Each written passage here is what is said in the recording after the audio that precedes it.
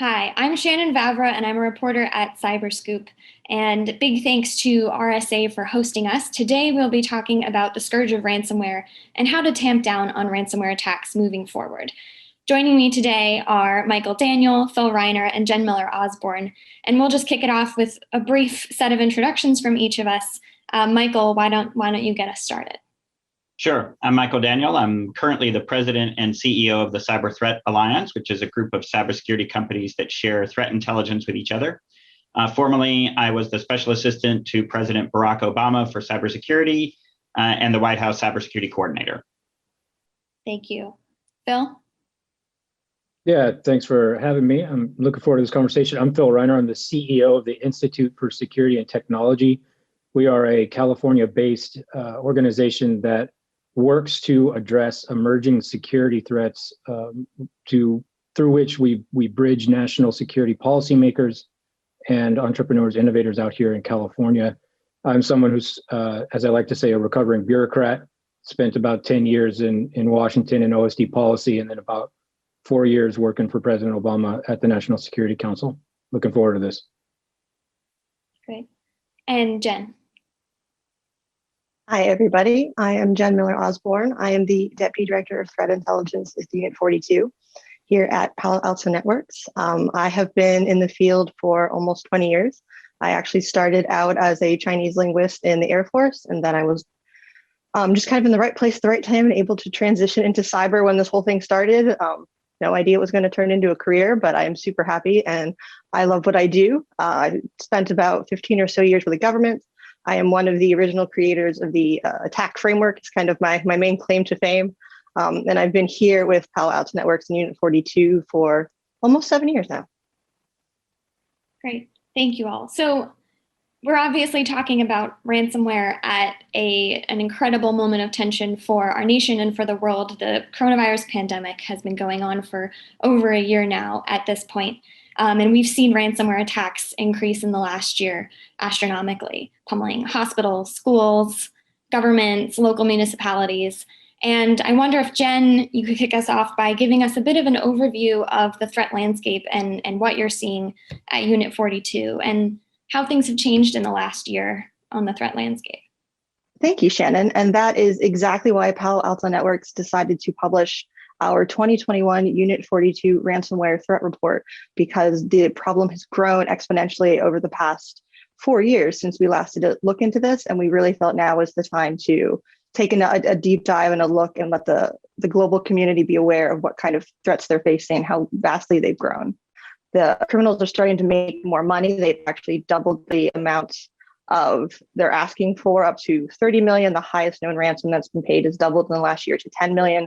I mean, the average ransomware that's been paid has tripled from about 115,000 to over 300,000. So you see that they're just gaining more and more money. And what that happens, ransomware becomes more and more popular in the criminal sector. And they're also evolving their tactics. So we're starting to see things like double extortion, where attackers are not only encrypting drives, they're pre-staging and exfiltrating data. So we wanted to kind of call attention to all of these issues as more of a bit of a call to action for the community at large. Thank you. And I'm curious if we could talk a little bit about some of the alerts we've been receiving from the government over the last year. Obviously, from the Treasury Department, we've seen OFAC issue guidance that victims may not be interested in paying ransoms just in case the ransomware gangs targeting them are on sanctions lists from the US government. We've seen alerts from the FBI and other federal agencies about hospitals and ransomware attacks and different specific ransomware strains to watch out for. Is that enough? And should the government be doing more? And if so, what should that look like? I'm curious, Michael, anyone can take this. Michael, Phil, Jen. Well, I can start. I think, Shannon, the short answer is yes, we need the government to be doing more. Frankly, we need all parts of the ecosystem doing more. I mean, this is a threat that has, as Jen has talked about, has really moved from, economic nuisance 8 years ago to national security and public health and safety threat today, right? And once a threat moves into that category, you very much need the government bringing its resources to to the table. You need the private sector and the nonprofit sector also engaging on this. And I should say that it's not just the US government, this is an international problem as well. So we're going to need to be working with our international partners to really try to address it. It's really going to take, and as Jen pointed out, it's such a lucrative business now for the criminals. It is going to take a full court press to change that business model, reduce the level of value that the criminals get out of it, and to reduce that overall scourge of ransomware. And I want to dig in on one thing you just said there, Michael. You said ransomware has gone from an economic nuisance to a national security threat. Could you walk us through that a little bit? Sure. If you look back, say, at 2013, the ransomware typically targeted an individual's computer, a laptop or a desktop or a server. And the average ransom was, I don't know exactly, but it was like $100, $150, right? So it was a fairly minimal affair. Now, if you just listen to those statistics that Jen was talking about there in that report, I mean, those are some staggering numbers, right? Ransoms in the millions, and some of them actually being paid in the millions. The average ransom being north of $300,000. I mean, those are some very significant amounts of money. And now it's not just individuals being targeted, but it's things like, school systems. I mean, most people know about the stories of Atlanta, the city of Atlanta being offline for a while due to a ransomware attack, the Buffalo City schools, hospitals being hit during the middle of a pandemic and being, forced to go to paper services, manufacturing companies, large enterprises, anything you can think of. And so now this is not just putting, an economic burden on society, but imposing a real public health and safety threat and essentially a national security threat. It's pretty unusual for criminal activity to reach that level, but in this case, it has. And I'm curious, Phil, if you could tell us a little bit about how you see the threat these days and what you think the American government and other governments and the private sector can be doing about it. And you've also recently been involved with a task force focused on this. Tell us a little bit about that too. Yeah, for sure.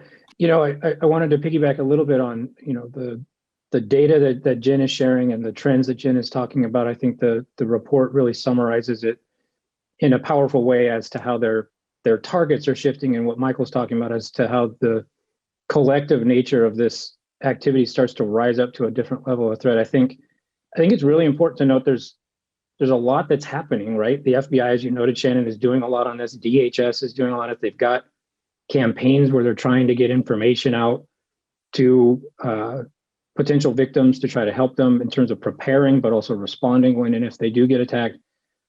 Industry, this is not something they haven't been paying attention to. But what has happened, and I think this is what the Palo Alto information points toward and what Michael was just talking about, this has begun to expand in such a way, and the commoditization of these capabilities for the criminals makes it so easy to do this. What we've seen, and this is what happens in cybersecurity, right? A vector opens up, people seize upon it, and the bureaucracy is not necessarily focused or equipped to respond as quickly. And so I think in large part, we've stood up the ransomware task force to try and actually address just that, where you've got something that's moving incredibly fast. You've got a bureaucracy that doesn't really move that quick. It's an aircraft carrier, right? Doesn't turn that fast. How can potentially private industry get together with maybe some folks who can talk to us from government, and how can we come up with solutions to get after this? From my perspective as someone who sat at the White House and dealt with incredibly challenging problems, whether it's the war in Afghanistan or other national security challenges, it takes senior level, top down interest in a problem like this to really get after it with the resources that are required. The prioritization of the issue needs to be raised in order to actually do something differently. It's not business as usual. This is not just a normal cybersecurity threat. It's a plague.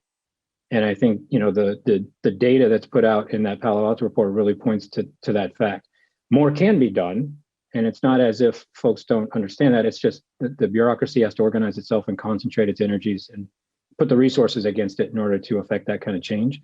The biggest thing for us, and this is the thing that I harp on all the time, at the end of 2020, everyone looked at each other and said, wow, this was brutal. 2020 was awful when it comes to ransomware, but man, 2021 is going to be worse. That's just not acceptable. So I do think there's a lot more that can be done, but it has to be a top-down coordinated effort, in my opinion. And in terms of coordinating that effort, what specific areas do you see as potential room for improvement here? Are we talking about going after infrastructure? Are we talking about going on offensive from the US government, for instance, from the military side of things? Are we talking about more law enforcement action? What should be the first next step here that the US government and the private sector take together?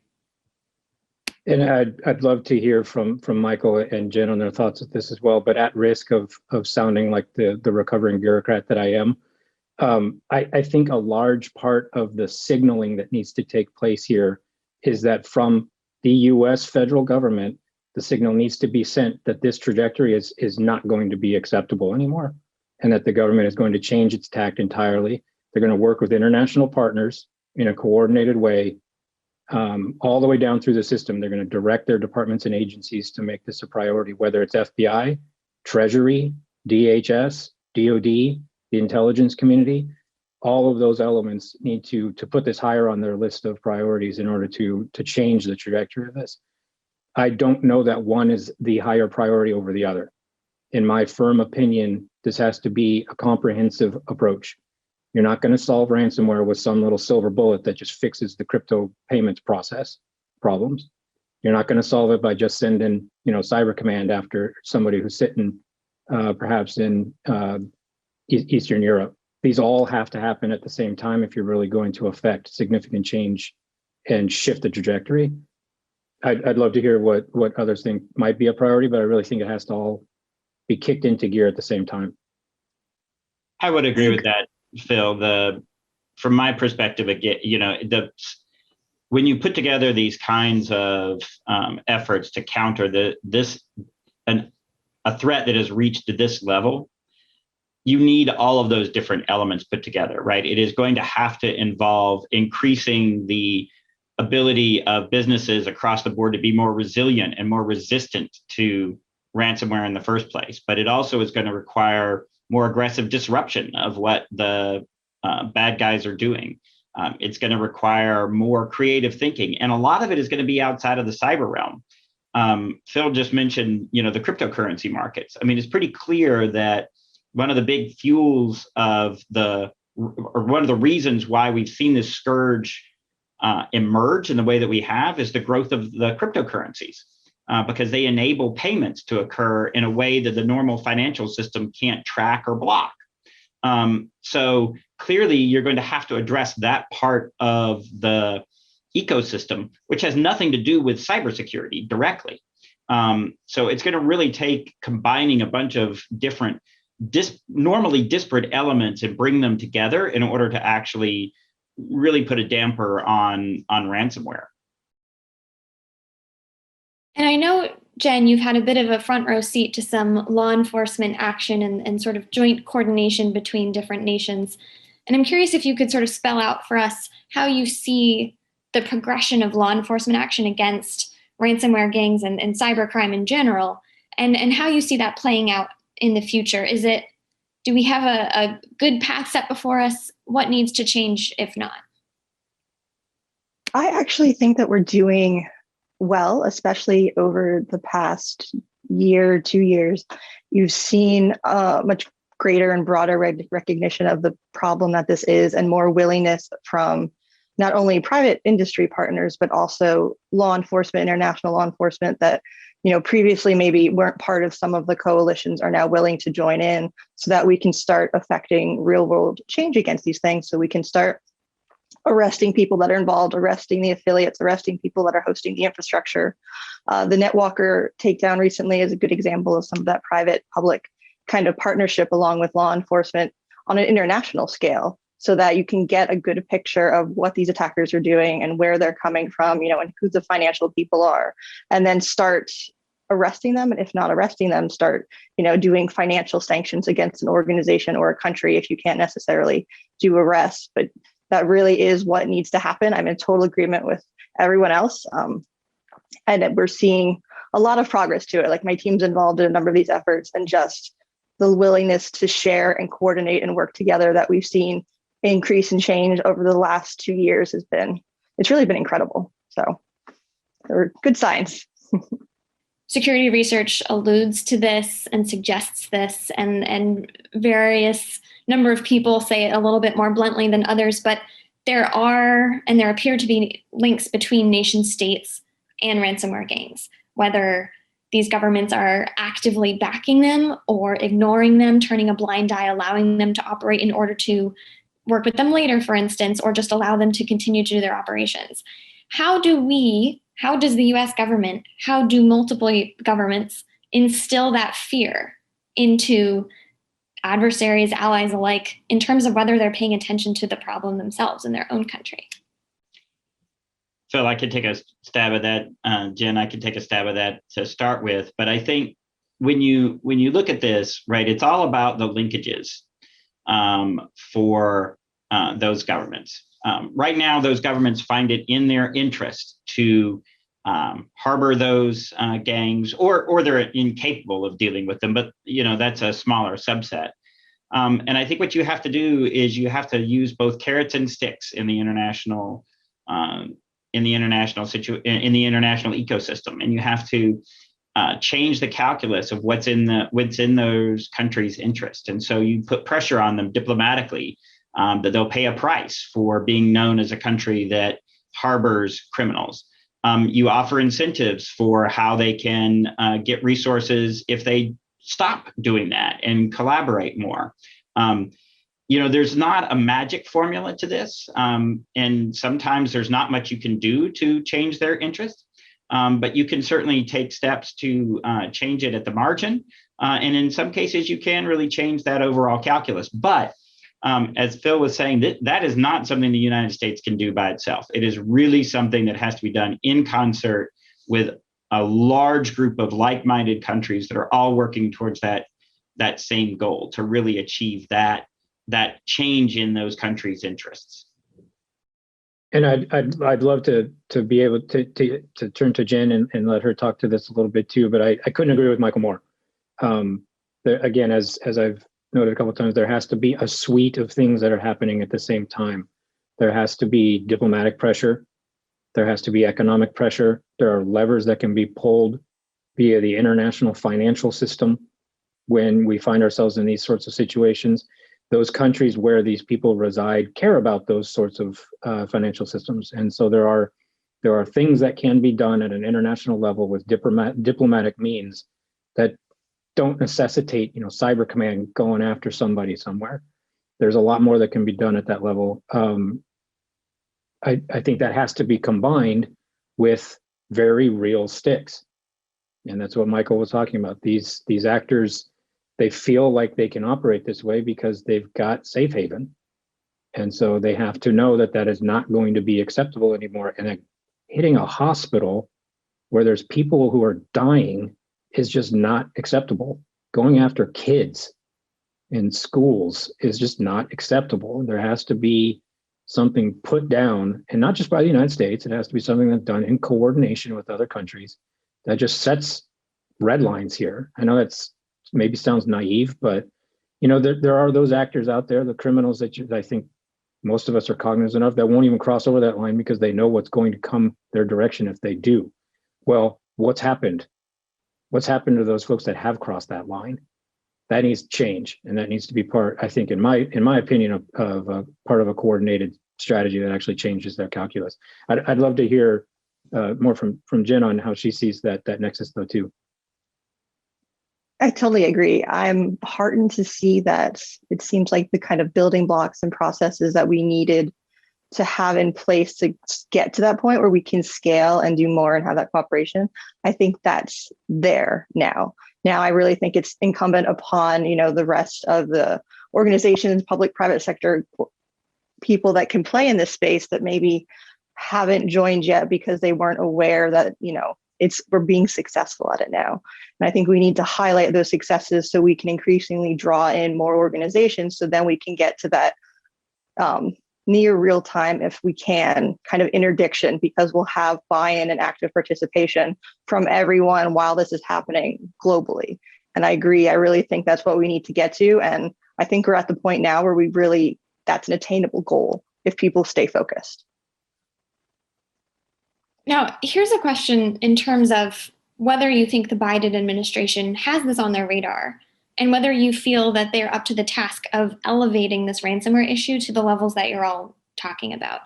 In your conversations with government partners, have you gained an understanding that the Biden administration is interested in raising this in high-level diplomatic talks, or in back channels, or stringing along foreign governments and holding different carrots and sticks in the ransomware conversation?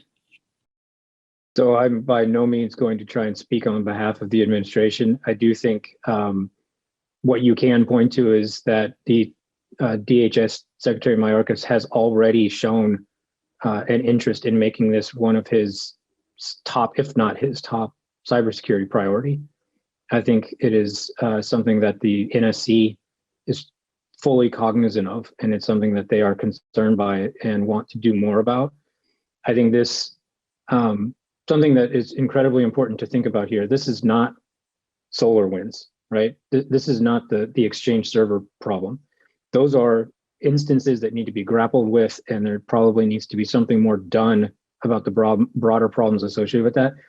Ransomware is something that deserves a sustained campaign effort to get after it.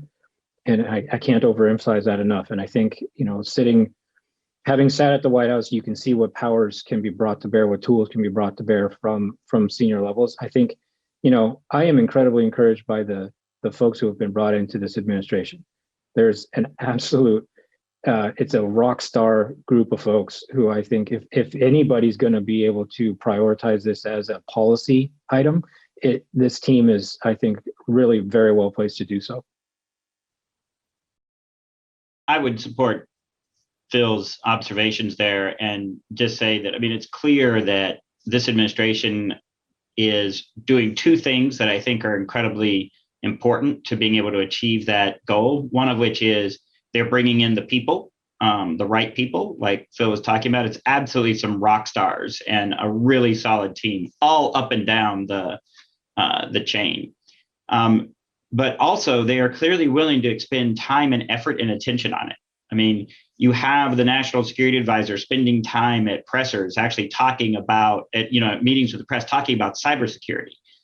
That's a big deal because that's clearly showing the level of priority that they're putting on this. And as you say, it's coming up in secretarial level conversations. What this administration now needs to do is they've got to rebuild a lot of the interagency coordination mechanisms that frankly atrophied under the previous administration, to be able to build and have that kind of coordinated campaign that Phil was talking about, and to scale up those activities that Jen has been referring to. And so that's got to be part of their task. I think they're up to it. But we do have to give them help and some runway, because that takes time to do. Yeah, I would totally agree. And a lot of, as Unit 42, we do a lot of engagement with government and law enforcement and intel agencies globally. And we've definitely seen a lot more engagement and buy-in with the administration shift. We've seen a lot more kind of effort put back into some of the sharing agreements and the working groups, and the desire to have more data that they can take action on.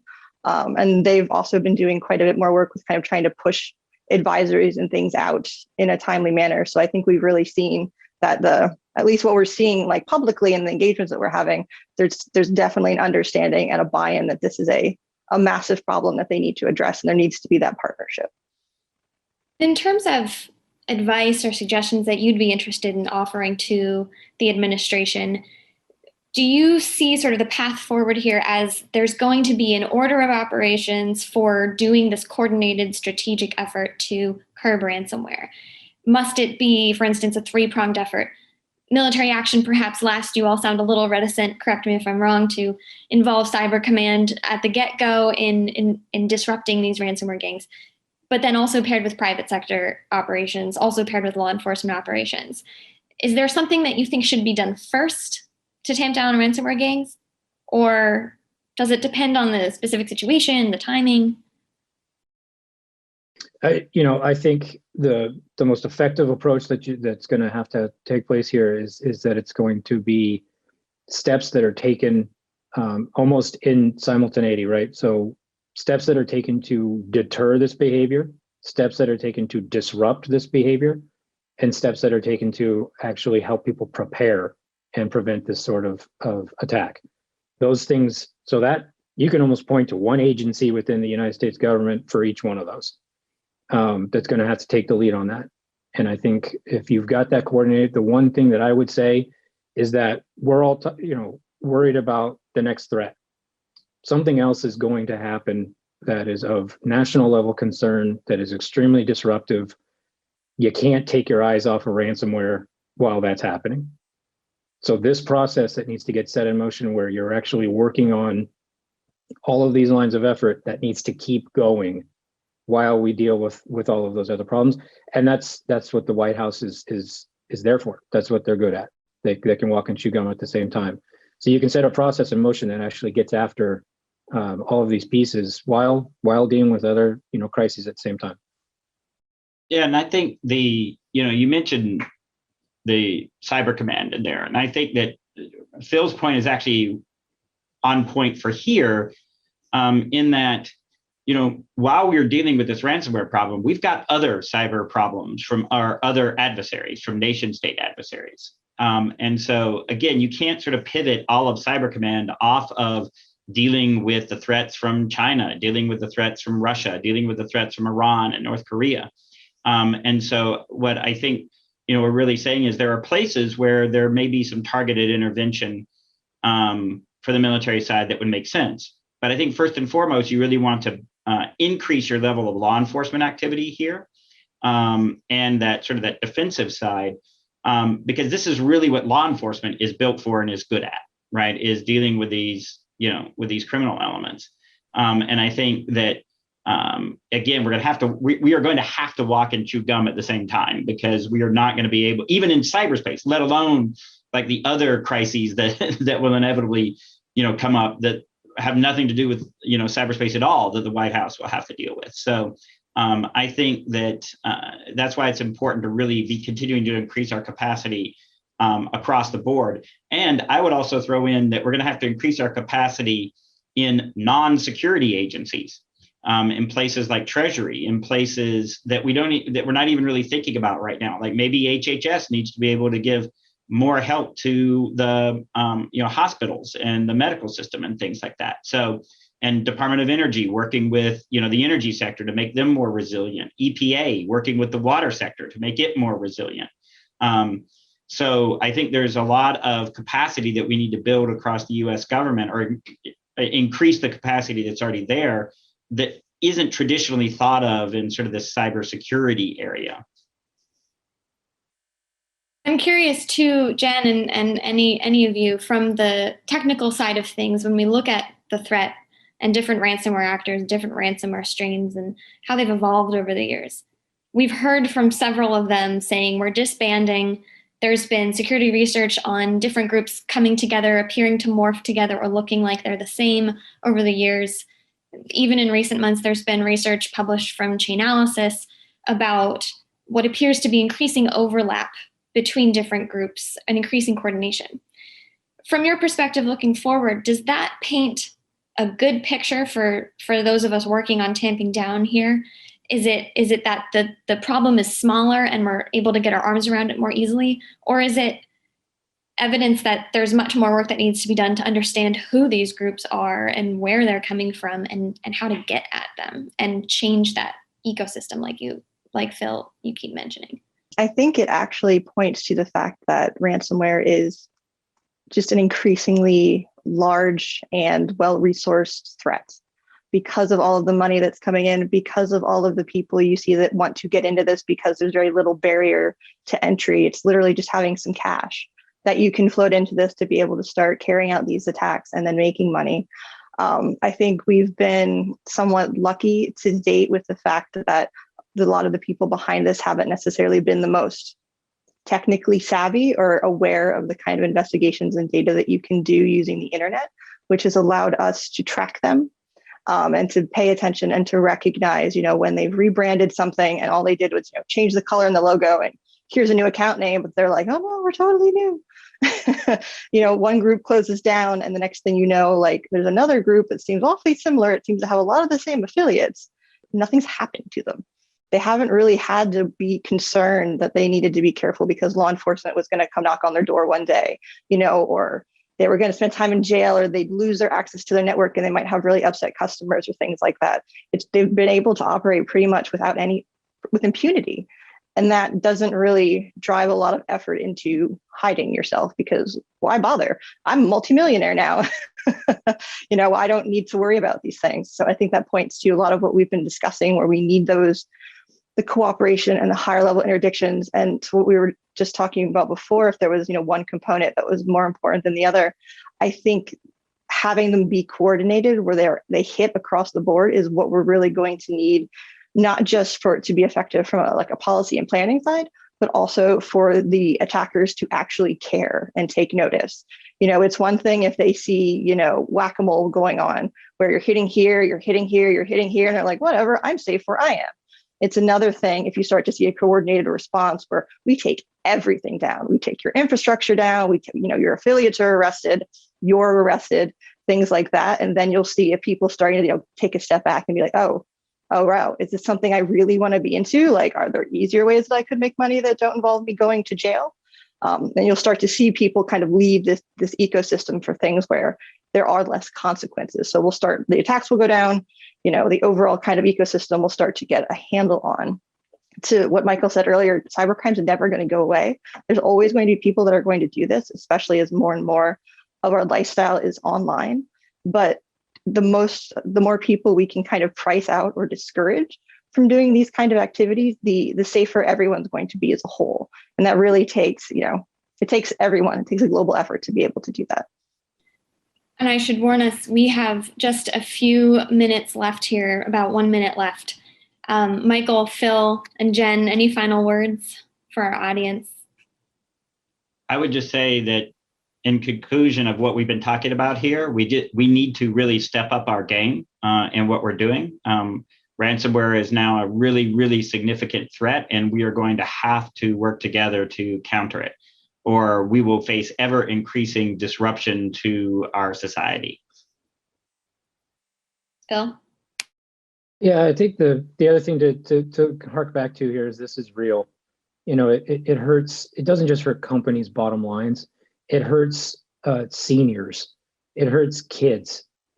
And it puts at risk our critical infrastructure in ways that I don't think we can just think of as another cybersecurity problem. This deserves, I think, a higher level of attention and resourcing as a result. And that's where we're going to continue to push for.